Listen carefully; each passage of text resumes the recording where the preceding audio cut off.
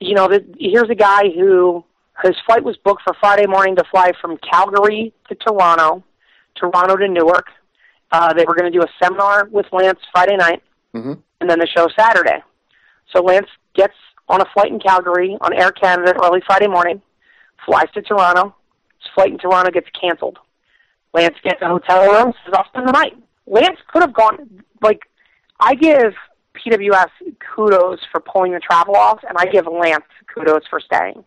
Because Lance was determined. Lance was not going to miss this shot because it was he was. But I would venture to think that a lot of people would have been like, screw you, I'm going home. But Lance stayed at a hotel Friday night in Toronto, was rebooked on a flight Friday morning into Newark, gets to the hotel extra early. And when I say extra early, he was probably there at least 4 hours ahead of his flight time. 4 or 5 hours before he even had to board the plane. Right. Gets there, his rebooked flight for Saturday morning gets canceled on Air Canada. This gentleman stands in line at the Air Canada desk for 5 hours, standing in line. Oh, yeah. Doesn't even make it. The pictures of that line he was standing in were just insane. But go on. Sorry. He doesn't even make it to the Air Canada desk. Can't get anyone at Air Canada to help him.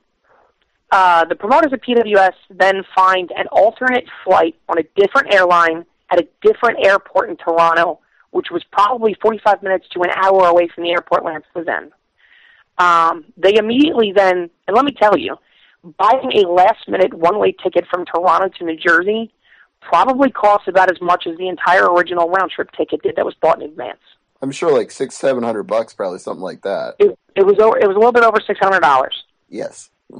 Pat and Eric then make the split decision to call because they will do, those two would lop off their arms, to keep their word to fans and make sure that they can provide, as much as close to possible of what, as humanly possible for what they advertise.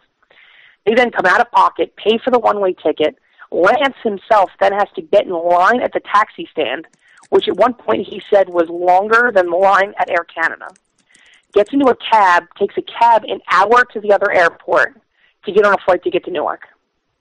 Gets to Newark, gets there maybe 5-10 minutes before the show, comes in, and he was actually in a pretty decent mood for somebody that had all this happen to him. I was outside having a cigarette at the side door when he came in.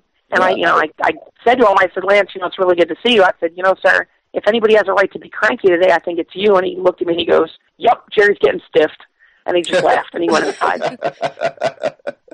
And so we have this great show, and we go back to the hotel, and I was privileged enough to drive both Jerry and Lance back to the hotel. And we were all going to the after party bar, probably about 2 blocks from the hotel. And Lance said, I haven't had any sleep. I can get 3 hours of sleep in right now before my flight. I'm going to stay here. We're like, all right, see you later. We get to the hotel. We're all hanging out, having a good time. And that's when Eric Tapout gets a text message from Lance. He had tried to check in his flight online, and they were telling him his return flight was canceled. Right, because apparently he skipped part of the travel procedure. When he got rebooked on the other flight, they thought he had skipped part of the itinerary in his original flight, so they canceled the return flight. Right, because he never got on their flight because we just assumed he'll fly home Air Canada, not a problem. Because he had never got on the connecting flight from Toronto to Newark, as far as Air Canada was concerned, he wasn't in Newark and didn't need that flight. So you literally then saw, we're all in the bar having a good time when Eric gets this flight. You then saw really a team scramble to get this fixed. And within, I want to say an hour and a half, the team had rallied and his flight was rebooked. Yeah. I believe in an interview I heard with Lance, he called that the trip from hell and possibly the last show he'll ever do in his life. He might do stuff at the Storm Wrestling Academy with his students, but I think after this experience, he's not anxious to ever leave home again. But he still made the show, and he still had what was, by all accounts, the best match that Jerry Lynn has had on his retirement tour so far. So props to Lance for going through all of that, and props to Pro Wrestling Syndicate for being able to help him go through all that and rebook everything and still get him there for that show.